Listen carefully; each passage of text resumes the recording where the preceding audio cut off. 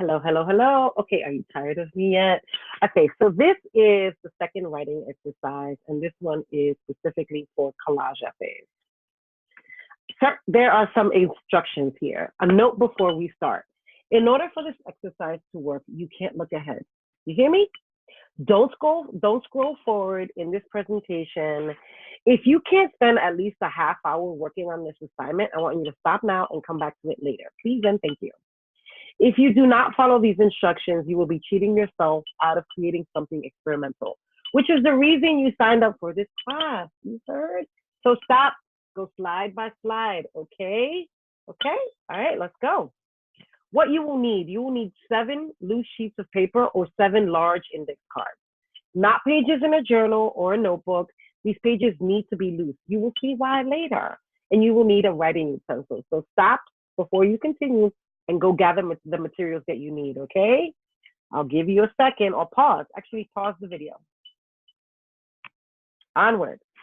So writing prompts one. Step one. I want you to pick a person you know you are going to write about. Yes, just one person. You will get to write about other people. Don't worry. So this exercise, I want you to pick one.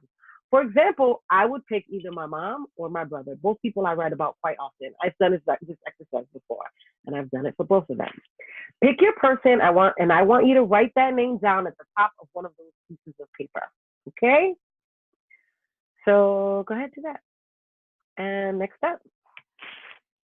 All right. Step 2A.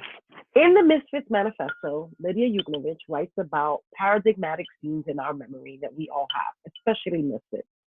She writes, sometimes I think everything about who we are and who we all become has its origins in moments like that. So the word paradigmatic comes from the word paradigm, which is defined as a typical example or a pattern of something, a model. There are memories that we have that we return to again and again. They may be representative of the childhood that we have, or in this case, the relationship that you had with the person that you decided to write about. So I chose to write about my mother, right? And the paradigmatic theme for me is the time mommy swatted my hand away when I reached for hers to cross the street. She said, ¿Por qué siempre tienes que estar encima de mí? Which translates to, why do you always have to be on top of me? So that is one paradigmatic theme for me, okay? So your prompt, under the name of the person you chose to write about in step one, I want you to write a list of paradigmatic themes, at least 3, involving that person. And I'd like you to try to frame this as a few short sentences like I did. The time mommy swatted my hand away when I reached for hers to cross the street. She said, ¿Por qué siempre tienes que estar encima de mí? Okay? So 5 minutes of timed writing, and I want you to pause the video now and do the time writing. I'm not going to pause the video. I'm not going to wait 5 minutes. I'm going to keep moving. Okay? So pause the video. Give yourself 5 minutes. Next step, writing prompt 1, step 3A.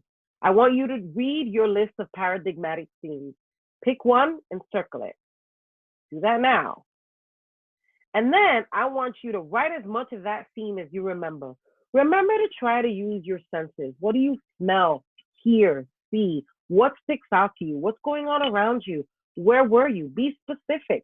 What words or phrases do you remember? What is the mood of the scene? How does it feel like in your body? Okay? So you are going to do that 5 minutes of timed writing. Pause the video and do 5 minutes of writing. See you soon. Next prompt. The second part is adapted from Dinty W. Moore, the editor of Brevity. His prompt is called Just Add Water, an experimental mini essay in a can. So many writers habitually compose memoir-based nonfiction as if someone had once ruled that all childhood stories must be told in chronological order. Listen, there is an obvious utility in relating events in the order in which they occurred, right? But this tidy approach can also be very limiting. And you should know that. That's why you're taking experimenting in personal essay class, right? Often it is the juxtaposition of events that gives one's childhood memories meaning. And sometimes the odd juxtaposition becomes a gathering place for discovery and fresh insight. In other words, logic is not the only way into the truth. The following exercise forces incongruity. It also teaches the importance of detail of nouns and verbs, specific moments, and particular things. Finally, the exercise encourages the writer to trust chance to a certain extent. Seasoned writers often marvel over some element or another that just seem to show up unbidden in their writing, yet ended up being alive, surprising, and richer than where the author was headed. This, of course, is the unconscious reaching up and through the rational mind, but at times it seems random and capricious. If some oddity of detail or language appears in your writing and it works, then keep it there and be thankful. You don't have to know why.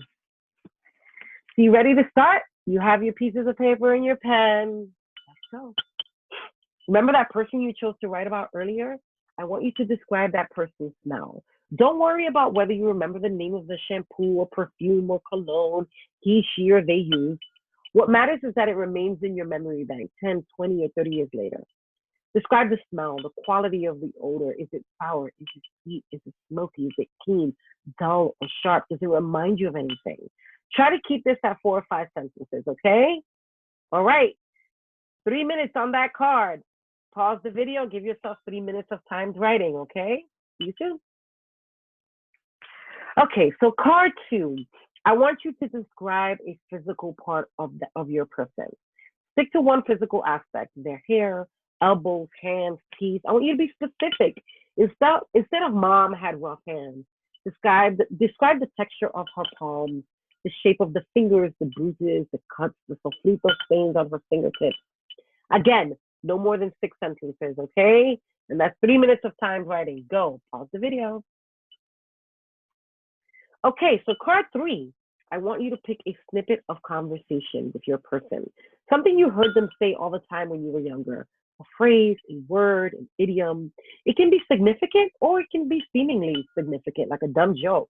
It can be anything at all. The only requirement is that you heard it and that it remains in your memory for whatever reason. Do not illuminate, do not describe or elucidate. Don't just give us the quote. Drink your milk. You want to have strong bones, don't you? But I don't like milk. Don't come crying to me when you're old and rickety. Or if the person I chose was my grandmother, I would say, yo paraba tráfico. She used to say, I used to stop traffic in my day. Hilarious. All right, so that's card 3. 3 minutes of timed writing. Pause the video. See you soon. Okay, now you're in card 4. I want you to construct a disjointed list of up to 30 words, primarily nouns, that come up when you think of your person. For example, my list for my mother includes Palmetto Street, La Ceiba, Barrio Alvarado, Plumtree, accent, paraprofessional, strong legs, curled lips, flared nostrils, sopa de frijoles, machete. In this instance, it's not important, to give enough information for the reader to fully understand. I just want you to make a list. No phrase more than 4 words, okay? Aim for 30 words, okay? That's your goal, but no worries if you don't get there. The point is 5 minutes of timed writing. Pause the video, give yourself 5 minutes. Again, I'll see you soon. Okay, so card 5. Remember that list of paradigmatic scenes you created in the first writing prompt? That's your card number 5. And that one scene you wrote out, that's your card number 6.